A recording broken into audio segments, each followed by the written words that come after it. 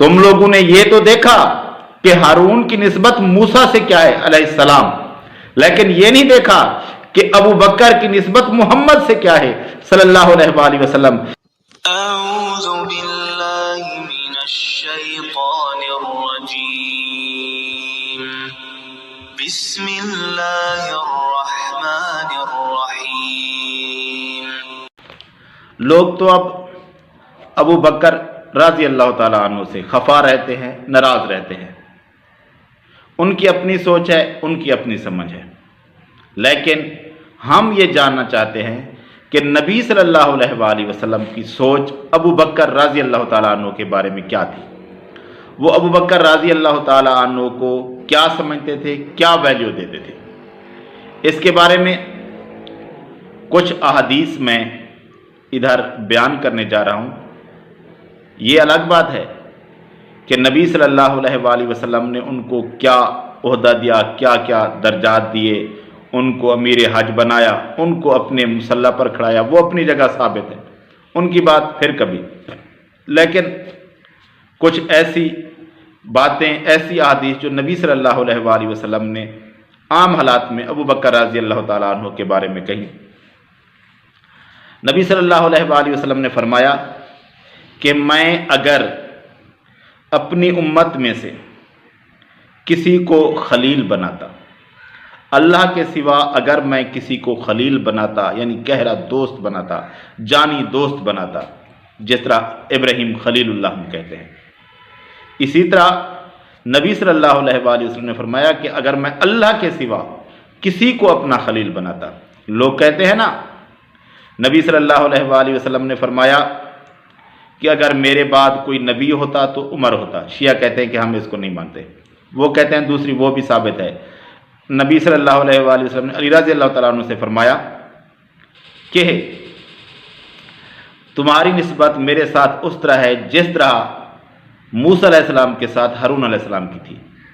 इस हदीस की वजह से वो समझते हैं कि अली रज़ी अल्लाह तआला अन्हु की फजीलत सबसे बढ़कर है, इस हदीस की वजह से।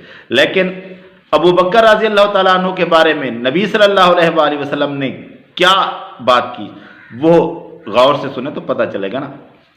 उस पर थोड़ा गौर करें कि उधर कहा कि तुम्हारी निस्बत मेरे साथ उस तरह है जिस तरह हारून की निस्बत मूसा के साथ है। इधर कहा मेरी मोहब्बत इस तरह है कि अगर मैं उम्मत में से किसी को गहरा दोस्त, जानी दोस्त बनाता तो वो अबू बकर को बनाता। लेकिन इंसानों के अंदर कोई ऐसा शख्स मैं नहीं बना रहा, मैं सिर्फ अल्लाह को बना रहा हूं। यानी अल्लाह के अलावा अगर मुझे कोई इस दर्जे का दोस्त बनाने का बंदा जचता है, मैं समझता हूं कि कोई ऐसा शख्स है, अल्लाह के अलावा मैं किसी को अपना वो ओहदा दूं, वो रुतबा दूं, तो वो सिर्फ अबू बकर है। तुम लोगों ने ये तो देखा कि हारून की निस्बत मूसा से क्या है अलैहिस्सलाम, लेकिन ये नहीं देखा कि अबू बकर की निस्बत मोहम्मद से क्या है सल्लल्लाहु अलैहि वसल्लम। नबी सल्लल्लाहु अलैहि वसल्लम फरमा रहे हैं कि मैं सिर्फ अल्लाह को बना रहा हूं, उसके अलावा और किसी को नहीं। अगर अल्लाह के अलावा किसी को बनाता तो वो अबू बकर थे। ये शान है अबू बकर की नबी की नज़र में सल्लल्लाहु अलैहि वसल्लम। तो नबी सल्लल्लाहु अलैहि वसल्लम अपना सबसे महबूब साथी जिसको समझ रहे हैं तो वो अबू बकर है। कहा कि अल्लाह के अलावा किसी को बनाता तो वो अबू बकर होता। ये अबू बकर की शान नबी की नज़र में थी, लेकिन फरमाया वो मेरे दीनी भाई और दोस्त हैं, वलाकिन अखी व साहिबी। तो नबी सल्लल्लाहु अलैहि वसल्लम ने अबू बकर के बारे में ये फरमाया। ये थे अबू बकर नबी की नज़र में। एक औरत आई नबी सल्लल्लाहु अलैहि वसल्लम के पास, ये सारी हदीस सही बुखारी में मिलती हैं अबू बकर के मनाकिब के अंदर। तो एक औरत आई नबी सल्लल्लाहु अलैहि वसल्लम के पास। नबी सल्लल्लाहु अलैहि वसल्लम के पास कुछ काम आई थी, तो नबी सल्लल्लाहु अलैहि वसल्लम ने फरमाया कि अभी चली जाओ, फिर बाद में वापस आना। तो उसने कहा कि अगर मैं आऊं और आप ना हूं, यानी आपकी वफात हो जाए, तो फिर मैं क्या करूं? तो क्या जवाब दिया प्यारे नबी ने صلی اللہ علیہ وآلہ وسلم، ہمارے پیارے نبی صلی اللہ علیہ وآلہ وسلم نے اس وقت کیا جواب دیا؟ آپ نے فرمایا اگر تم آؤ اور مجھے نہ پاؤ تو ابو بکر کے پاس جانا، یعنی میرے بعد اگر امت کسی سے رہنمائی لے سکتی ہے، کسی کے پاس اپنے معاملات لے کر جا سکتی ہے تو وہ ابو بکر کی ذات ہے۔ نبی صلی اللہ علیہ وآلہ وسلم نے واضح طور پر باقی کسی کا نام لے سکتے تھے، لیکن نہیں، کیا فرمایا کہ اگر میں نہ ہوں تو میرے بعد تم ابو بکر کے پاس آنا رضی اللہ تعالی عنہ۔ یہ تھی ابو بکر کی فضیلت، ابو بکر کی شان نبی کی نظر میں۔ اب آگے کچھ دیکھتے ہیں۔ عمر رضی اللہ تعالیٰ عنہ اور ابو بکر رضی اللہ تعالیٰ عنہ میں کچھ رنجش ہو گئی، لمبی حدیث ہے، ساری بیان کرتے ٹائم زیادہ لگے گا، تو خیر ابو بکر رضی اللہ تعالیٰ عنہ ان کو منانے کے لیے چلے، نہیں ملے، نبی صلی اللہ علیہ وآلہ وسلم کے پاس پہنچے، آپ صلی اللہ علیہ وآلہ وسلم سے کہا کہ عمر رضی اللہ تعالیٰ عنہ مجھ سے ناراض ہو گئے ہیں، کچھ کمی کوتاہی غلطی میری تھی، لیکن اب وہ مان نہیں رہے۔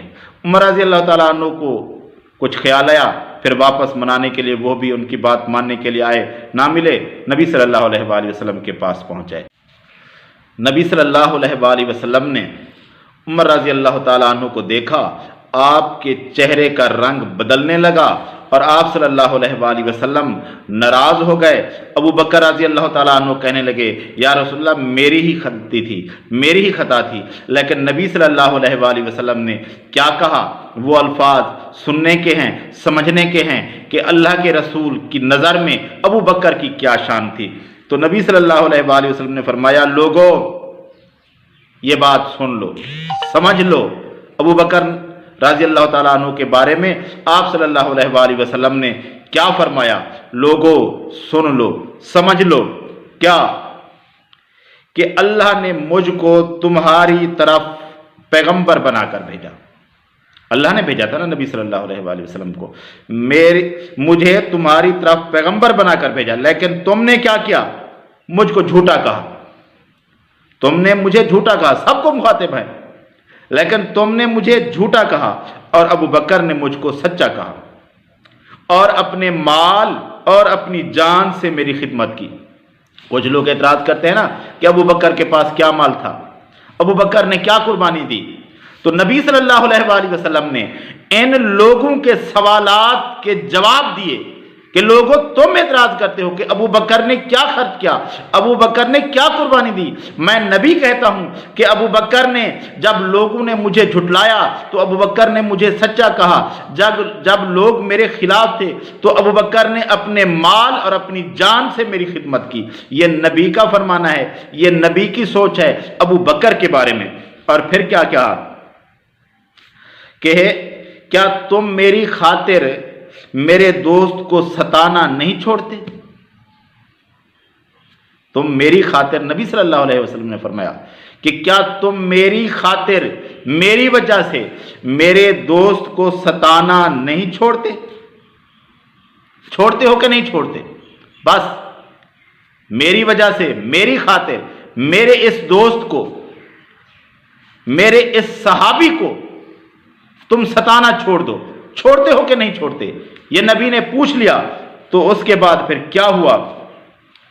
اس کے بعد صرف یہی ہوا کہ ابو درداء رضی اللہ تعالیٰ عنہ اس روایت کے راوی ہے، وہ کہتے ہیں کہ اس کے بعد کسی نے بھی ابو بکر کو رضی اللہ تعالیٰ عنہ نہیں ستایا۔